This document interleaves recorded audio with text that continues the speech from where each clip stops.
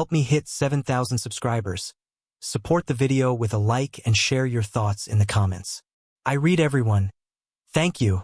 My name is Alden, and if you had asked me a year ago what marriage felt like, I would have told you it was a warm room on a cold night. Steady, familiar, the kind of place where you breathe easier. My wife, Marlo, was the reason behind most of the gentleness in my life. Or at least, that's who I thought she was. Our anniversary fell on a Friday evening. Marlo insisted we celebrate at a rooftop lounge downtown with a small group of her friends, Serafina, Callie, and the rest of the women she'd grown close to over the past year. I didn't mind. I liked seeing her happy, but something in the air that night felt off, like a quiet tension I couldn't name. The evening started normally enough. Warm yellow lights, soft music drifting from hidden speakers, the smell of citrus and grilled rosemary drifting through the air. Marlo looked beautiful in a deep navy dress, her smile practiced like it had been rehearsed. I noticed it, but I let it go. Halfway through dinner, the server placed a chilled bottle of champagne between us. Marlo stood before I could even reach for the glasses. "To new rules for my husband," she declared, raising her flute. Her friends burst into laughter. Loud, overlapping. Not the polite chuckle you give for an inside joke. Real laughter. The kind that tells you you're the punchline. My stomach tightened. "What rules?" I asked, trying to keep my tone light, but my voice came out flatter than I meant. "Oh, Marlo said with a shrug. "Just expectations, boundaries, improvements." She smirked as she said it, like she was testing how far she could push. Serafina leaned in, giggling. "Alden, sweetheart, don't worry. They're not that strict." The table erupted again. I sat there quietly, letting the noise wash over me. I looked at Marlo, searching her face for a hint of the woman I married. The one who used to be tender, who used to defend me, not mock me.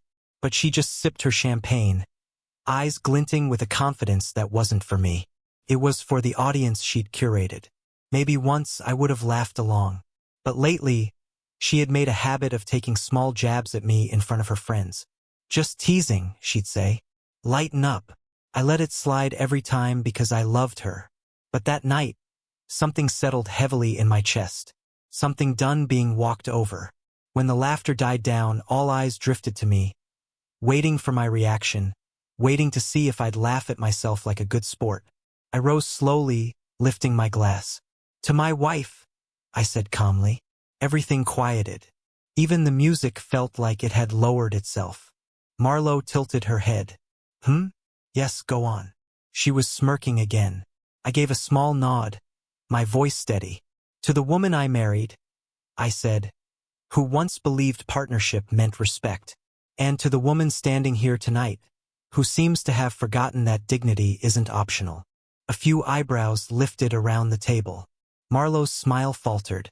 "I toast," I continued, "to honesty, because if there are new rules for husbands, then maybe husbands should start setting rules of their own." There was a ripple of uncomfortable shifting.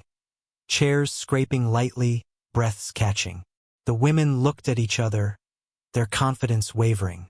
Callie whispered something under her breath. Serafina stopped smiling entirely. I placed my glass down, not drinking from it.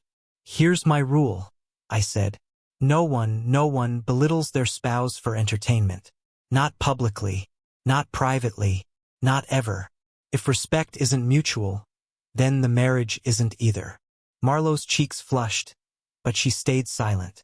Her friends, however, suddenly scrambled to correct the moment. "Oh, Alden, we didn't mean." "No, it was just a joke. We were just playing." Voices overlapping, hands fluttering in nervous apology. Some of them even stood from their chairs, leaning forward like they were pleading to undo the tension. One of them, Callie, actually knelt beside my chair in a dramatic attempt to lighten the situation, hands clasped as if begging. "Please don't take it seriously," she said, half laughing, half panicked. "We didn't know it bothered you." Soon the others followed, crouching instinctively, trying to soothe the discomfort they had helped create. The scene was surreal. Women who moments ago were laughing at my expense were now trying to patch the damage with frantic apologies. Marlo just stared at me, something unsettled flickering in her eyes. And for the first time in months, I didn't look away. Callie stayed kneeling beside me longer than the others, her face worried. Her hands lightly clasped on the edge of my chair as if she were afraid I might walk out. The rest of the women hovered nearby in various levels of crouching apology. Serafina practically begging with her palms up, the others murmuring over each other, trying to soften what had gone sharp. None of them had expected me to answer humiliation with composure. That was the part that shook them. Marlowe finally stood from her chair, arms crossed, jaw tight. She wasn't embarrassed because her friends were kneeling. She was embarrassed because the dynamic she'd grown comfortable with, hers in the spotlight, me quiet, had cracked in front of her audience. "Alden," she said sharply, "this is ridiculous. Get up, all of you. It was a joke. You're blowing it out of proportion." But the more she tried to act unaffected, the more uneasy everyone became. Her tone didn't match the moment. Her friends sensed it before she did. This wasn't playful tension. This was something deeper, something she couldn't shrug away. I didn't raise my voice. I didn't need to. I didn't ask anyone to kneel, I said calmly. They did that on their own when they realized the joke wasn't funny. Callie swallowed and pushed herself up from the floor, brushing dust from her jeans. "We honestly didn't mean it like that," she said softly. "Marlowe told us it was just light teasing." My gaze shifted to my wife. "Marlowe," I said, "is that what it was to you? Teasing?" She opened her mouth, closed it, then tried again. "You're being so dramatic, Alden. You take everything personally." "No," I said, keeping my voice steady. "I take my marriage personally." A silence fell over the table again, heavier this time. She scoffed. "So what? You want me to apologize in front of everyone?" I looked at her. Not angry, not hurt anymore, just clear. "I want you to understand why you thought embarrassing me was entertaining." Her lips parted slightly. That wasn't the answer she expected. Behind her, Serafina and Callie exchanged a glance, both realizing the problem wasn't the toast. It was the pattern. I took a slow breath. "Do you remember our first anniversary? You wrote me a letter that said, 'Thank you for always making me feel safe.' You slipped it under my dinner plate." Her eyes darted away for a second, softening almost imperceptibly as the memory flickered. "What changed?" I asked. Marlowe didn't answer. Maybe she didn't know. Maybe she didn't want to. Her friends watched her, suddenly seeing the edges they ignored before. I continued, "I'm not angry. I'm disappointed that somewhere along the way, respect turned into a performance. And I became the character you made jokes about." Her face fell then, not dramatically, just a small collapse of confidence around her eyes. "And here's the truth," I added. "If you'd toasted to something funny, something mutual, something loving, I would have laughed with you. But you didn't toast to us. You toasted to controlling the version of me you show people." Marlowe finally sat down, her voice small. "I didn't think it mattered." "It matters," I said. "It matters because marriage is how we honor each other when no one's watching, and how we protect each other when everyone is." Callie exhaled softly. Serafina wiped under her eyes. None of them were mocking anymore. The tone of the table had shifted from playful to painfully self-aware. I reached for my glass, not to raise a toast but simply to hold it. My hand didn't shake. "Marlowe," I said gently, "I'm not laying down rules. I'm drawing lines of respect.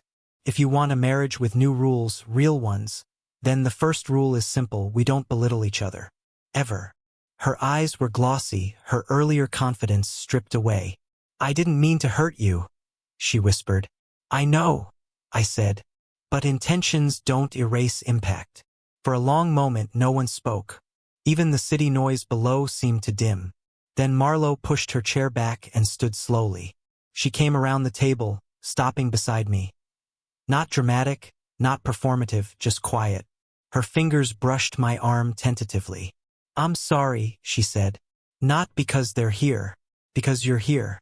And I forgot how much that matters." It wasn't a perfect apology, but it was the first honest one she'd given me in a long time. I nodded once because forgiveness wasn't a switch. It was a path. And whether we walked it together would depend on what she did next, not what she said tonight. Her friends sat back in their seats, finally understanding the depth of what had unfolded. No one joked.